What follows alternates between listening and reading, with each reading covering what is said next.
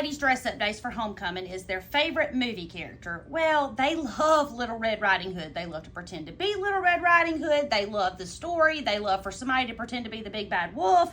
So I want to take this dress and I want to make a cape, embellish this dress to make them Little Red Riding Hood.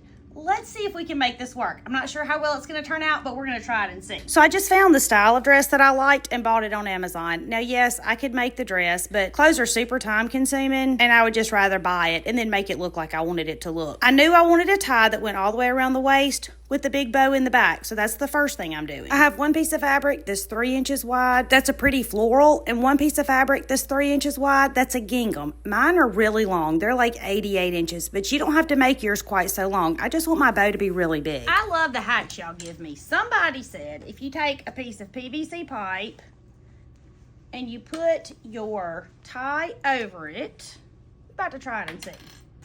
Like this, and then you take your chopstick and push it in there.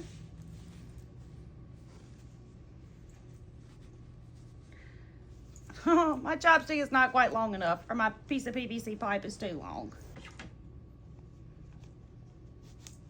Yes, I'm using a seam ripper, but the dull end. I'm not sticking the sharp end in there. And then you pull it out.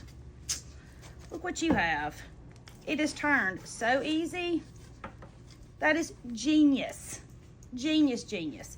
Y'all keep the tricks coming because I am learning all of the things from y'all.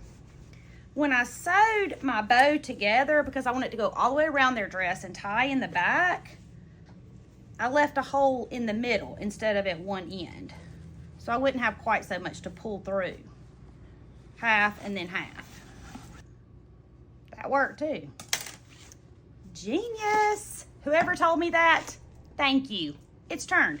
Now I'm going to iron it and top stitch it. I laid it pretty side to pretty side, sewed all the way around, leaving a hole in the middle on one side to turn it. I turned one end and then the other end. And now I'm ironing it flat and then we're going to top stitch it all the way around. Now the top stitching is going to make it lay nice and pretty, so the top stitching is important. When I first started sewing, I didn't do a lot of top stitching because I thought it was unnecessary. It was an extra step and I was so glad to be done with whatever I was finishing, and it was usually the last step that I didn't want to do it. But I have come to appreciate that there's a place for it, and I'm not giving y'all extra steps because I don't like the extra steps. But take the few minutes and do the top stitching. I promise you'll be thankful that you did. Full disclosure, I sewed what you just saw me make, the bow around the waist of this dress, but then I took it off because I didn't love it. So you see it on there, but pretend like you don't, because that's not where it's going to live. I mean, it is going to live there, but we're going to add something to it first. I had some sweet little white loopy kind of lace that I added around the collar, and then I decided that I didn't like the bow that I had sewn on the dress, so I took it off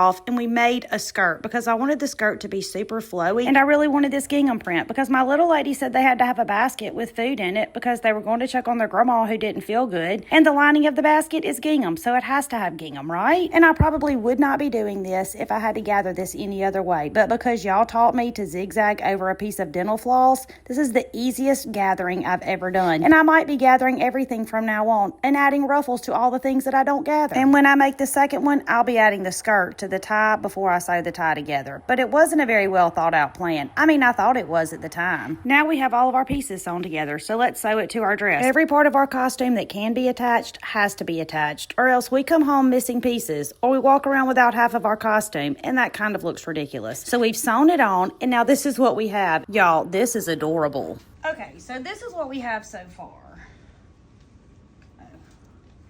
Just pretty adorable.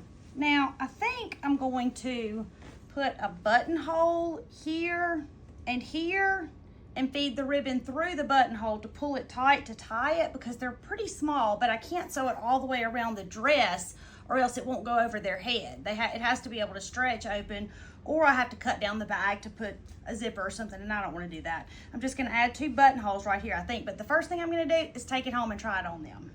Now, let's make our Little Red Riding Hood cape. I bought and downloaded a pattern from Etsy. I cut my cape pieces out, and I'm using Minky because evidently I'm just a glutton for punishment. I thought about using velvet. I knew I wanted a heavier fabric so that it would lay flat when they were wearing it, and I had this red Minky, and it's really sweet. So I decided to use that, and the inside of my cape is going to be this red floral that you see, which is also the back side of my bow. So the skirt is gingham, the bow is gingham on one side, this red floral on the other. The cape is red Minky with this red floral on the inside, and I think it's going to be a precious combination. The cape was a total of 5 pieces for the inside and 5 pieces for the outside. There was a back piece, outside, and the lining. There were 2 front pieces, outside and lining, and 2 hood pieces, outside and lining. I sewed all of my lining pieces together, all of my outer pieces together, and then I put those 2 pieces together, sewed all the way around, left a hole to turn it, and top stitched. And now it's just time to take it home and try it on the little ladies.